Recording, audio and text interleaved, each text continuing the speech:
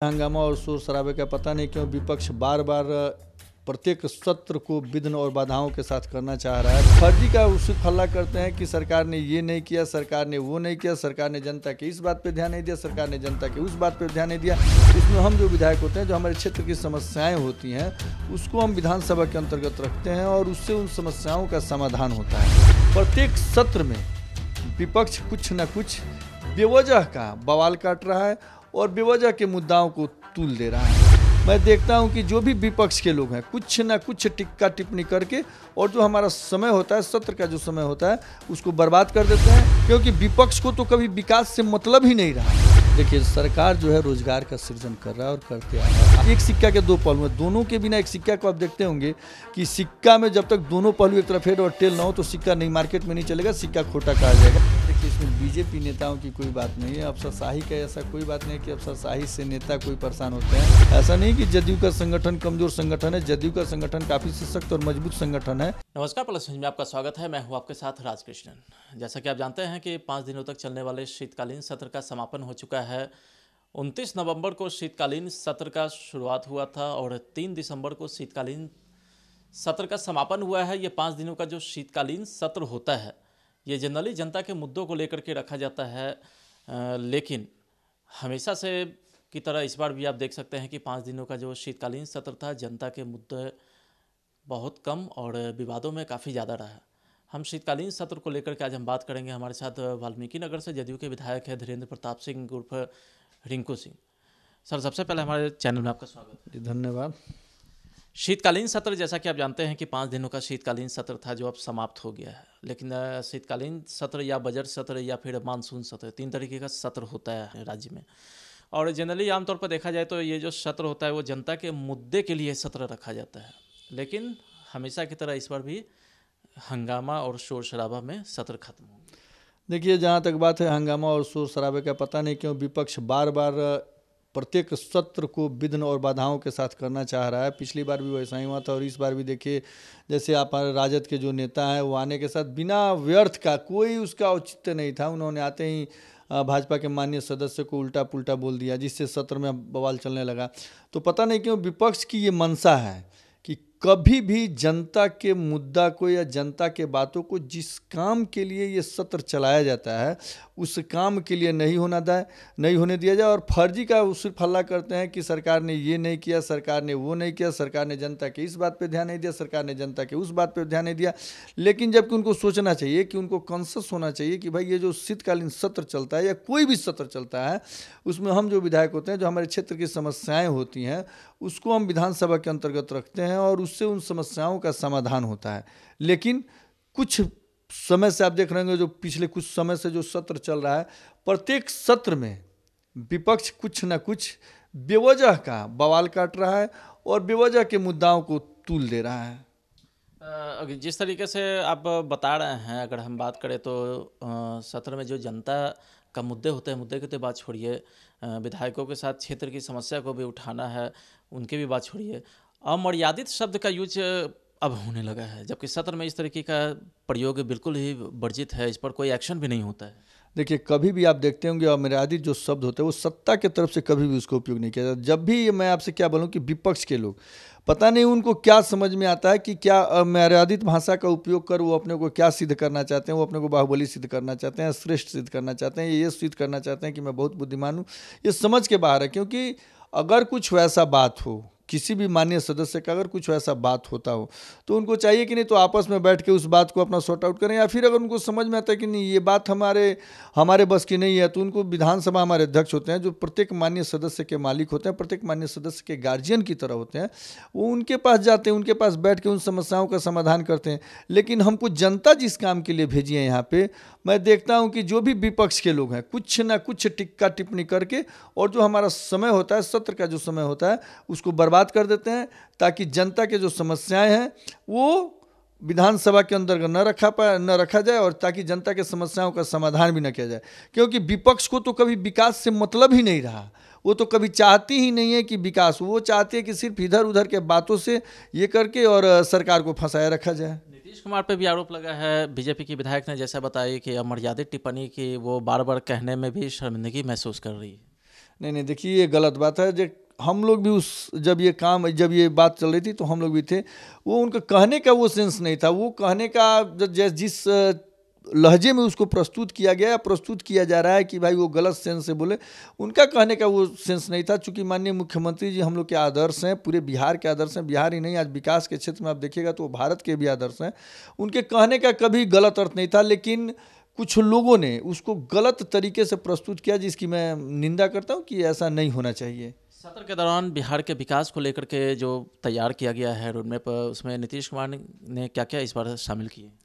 देखिए, जो सत्र के दौरान तैयार किया गया, आप देखिएगा पंचायती राज को, जो हमारे माननीय मुख्यमंत्री जी का सपना है कि पंचायत को सुदृढ़ करना है। क्योंकि जो विकास होता है ना, वो पंचायत से ही शुरू, अगर छोटे स्तर से ही शुरू हो तब जाके ऊपर ये पे विकास होता है। आप पहले देखते होंगे कि जो भी योजनाएं थी वो धरातल तक नहीं जा पाती थी, लेकिन माननीय मुख्यमंत्री जी ने उन चीज़ों को पंचायत से शुरू किया। पिछले बार आप देखे होंगे 7 निश्चय का जो योजना था, इस बार फिर 7 निश्चय पार्ट 2 आएगा। उसको अलग अलग तरीके से करके और पंचायतों को डेवलप किया जाएगा। फिर नगर परिषद जो है उसको डेवलप किया जाएगा। अगर पंचायत हमारा डेवलप होता है, हमारा नगर परिषद डेवलप होता है, तो स्वयं हमारा बिहार एक विकसित बिहार के रूप में आगे बढ़ेगा। तो आज सत्र में नीतीश कुमार के जो नया परियोजना है या फिर नया काम है उनके बारे में बात कर रहे थे, लेकिन जो बेरोजगारी की समस्या है इनके बारे में आप क्या कहिएगा? छात्र लगातार आंदोलनरत हैं। गर्दनीबाग में धरना स्थल पर हजारों की संख्या में छात्र कई दिन से बैठे हुए हैं। देखिए, सरकार जो है रोजगार का सृजन कर रहा है और करते आ रहा है। आज से नहीं, आप पूर्व में लालू जी के समय में देखेंगे उस समय रोजगार की क्या अवस्था थी, और आज आप देखिए दोनों में ज़मीन आसमान का अंतर है। लेकिन समस्या यहाँ पे सबसे मेजर समस्या क्या है कि अगर खाने वाले कोई एक आदमी हो तब तो खाना कहीं, अगर खाना जो सीमित दायरे में अगर बनता है, या खाना का बनाने का एक जो क्राइटेरिया होता है और सीमित दायरे में हो, तब तो समझ में आता है। जनसंख्या जिस हिसाब से हमारा बढ़ रहा है, जनसंख्या वृद्धि जब तक हम लोग नहीं रोक पाएंगे तब तक मुझे लगता है कि जो रोजगार का सृजन किया जाता है और हम लोग सोचते हैं कि प्रत्येक लोग रोजगार में चले जाएं, जब तक जनसंख्या पे नियंत्रण नहीं किया जाएगा तब तक प्रत्येक व्यक्ति को रोजगार पाना असंभव है।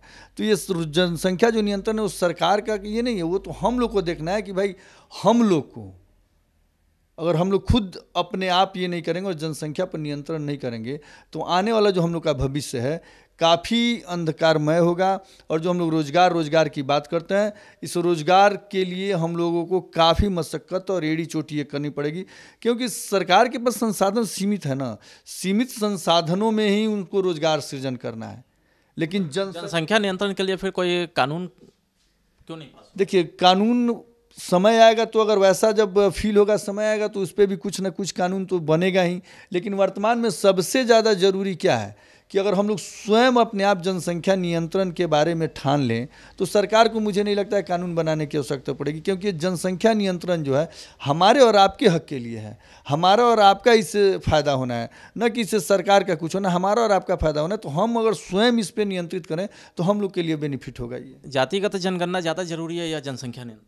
देखिए, मुझे लगता है कि सबसे ज़्यादा ज़रूरी है। दोनों अपने जगह पे देखा जाए तो अलग अलग चीज़ है। तो जाति का जहाँ तक होता है तो वो तो राजनीतिक रूप से अलग चीज़ हो गया, राजनीतिक बिंदु हो गई, वो अलग चीज़ हो गया कि राजनीतिक रूप से देखा जाए तो जाति का जनगणना करना आवश्यक है। लेकिन वैसे अगर समाज को विकसित करना है तो जो अपना जनसंख्या का जो जनसंख्या जो है उसको नियंत्रित करना सबसे ज़्यादा आवश्यक है। समाज के विकास के लिए जनसंख्या नियंत्रण कानून पहले आना चाहिए। बिल्कुल आना चाहिए, क्योंकि जनसंख्या जब तक नियंत्रित नहीं होगा तब तक एक समाज का विकास नहीं हो पाएगा। यहाँ पर तो सभी विपक्षी पार्टी एक हैं, सत्ता पक्ष के लोग भी हैं कि नहीं, जातिगत जनगणना पहले होना चाहिए। नहीं, देखिए, मैंने क्या बोला था कि राजनीतिक रूप से देखिएगा तो जाति का जनगणना होना चाहिए, और समाज के विकास के लिए देखिएगा तो अब सीधी सी बात है कि जनसंख्या नियंत्रण होना चाहिए। दोनों के विकास सिक्का के दो पहलू हैं दोनों, और दोनों अति आवश्यक है। समाज के विकास को उन्होंने पीछे छोड़ दिया। नहीं, समाज के, फिर मैंने आपसे क्या कहा था कि एक सिक्का के दो पहलू हैं। दोनों के बिना एक सिक्का को आप देखते होंगे कि सिक्का में जब तक दोनों पहलू एक तरफ हेड और टेल ना हो तो सिक्का नहीं, मार्केट में नहीं चलेगा, सिक्का खोटा कहा जाएगा। सिक्का को हमेशा हम लोग खोटा ही कहेंगे। वैसे ही ये दोनों समाज के विकास के लिए, और दोनों मतलब अति आवश्यक हैं। जनसंख्या नियंत्रित नहीं होगा तो हमारा समाज विकास नहीं करेगा। और राजनीतिक में यदि हम लोगों को, जो हमारे पुराने जो दबे कुचले लोग, उन लोगों को, या जो हमारे वैसे लोग जो राजनीति से काफ़ी वंचित हैं, उनको आगे करना है तो जातीय जनगणना अति आवश्यक है। बीजेपी के नेता अफसरशाही से काफ़ी परेशान दिख रहे हैं। जैसा कि आपने सदन में भी देखा होगा, जीवीएस मिश्रा प्रकरण को लेकर के काफ़ी हंगामा हुआ, एक दिन तो पूरा चला गया इसी। नहीं देखिए, इसमें बीजेपी नेताओं की कोई बात नहीं है, अफसरशाही का ऐसा कोई बात नहीं है कि अफसरशाही से नेता कोई परेशान होते हैं। कभी कभी कुछ ऐसी परिस्थितियां बन जाती हैं जिसकी वजह से जो जनप्रतिनिधि होते हैं थोड़ा बहुत अफसरशाही से थोड़ा सा परेशान हो जाते हैं, लेकिन उसके लिए माननीय मुख्यमंत्री जी बैठे हैं, हमारे बिहार प्रदेश के जो हमारे हम लोगों के गार्जियन हैं वो बैठे हैं। अगर वैसा कुछ भी अफसरशाही से किसी को समस्या होगी तो वो माननीय मुख्यमंत्री जी के पास जाए। अगर उसका समाधान नहीं होगा तब तो फिर उसको मीडिया में ला जाए या फिर उस पर हम लोग बवाल काटे कि भाई हमारे साथ ये हुआ वो हुआ। पहले उसका सबसे बढ़िया चीज़ है कि हम लोग के गार्जियन के पास जाएँ। संगठन विस्तार को लेकर जदयू क्या कर रही है? देखिए, ये तो हाई लेवल की चीज़ है, लेकिन फिर भी हमारा जदयू का संगठन विस्तार पहले से था, ऐसा नहीं है कि नहीं था। लेकिन समय समय पे कुछ ऐसी परिस्थितियाँ आती हैं कि संगठन को और मजबूती देने के लिए और धारदार बनाने के लिए नए नए लोगों को उसमें शामिल किया जाता है, नए लोगों को संगठन में स्थान दिया जाता है। तो अभी वही प्रक्रियाएं चल रही हैं। हमारा संगठन ऐसा नहीं कि जदयू का संगठन कमज़ोर संगठन है, जदयू का संगठन काफ़ी सशक्त और मजबूत संगठन है। और आने वाले भविष्य में भी जदयू का संगठन इससे भी ज़्यादा मजबूती से उभरेगा कि हम लोग बिहार में पूर्ण बहुमत से जो हमारा जदयू है, जदयू भाजपा के अलायंस में इस बार देखे होंगे कुछ परिस्थितियाँ ऐसी बनी थी कि हमारा सीट कम हुआ था, लेकिन जो पिछली बार हमारा सीट था, अगले एक चुनाव में हम लोग का टारगेट होगा कि हम लोग का उस सीट से भी ज़्यादा जदयू का सीट आए। तो इस वक्त हमारे साथ वाल्मीकि नगर से जदयू विधायक धीरेन्द्र प्रताप सिंह उर्फ रिंकू सिंह थे। और जैसा कि हम आपको बता दें कि शीतकालीन सत्र को लेकर के कई सारे मुद्दे थे जिस पर मैंने इनके साथ चर्चा की है। कैमरा पर्सन मदन कुमार के साथ राजकृष्ण, प्रेस न्यूज़, पटना।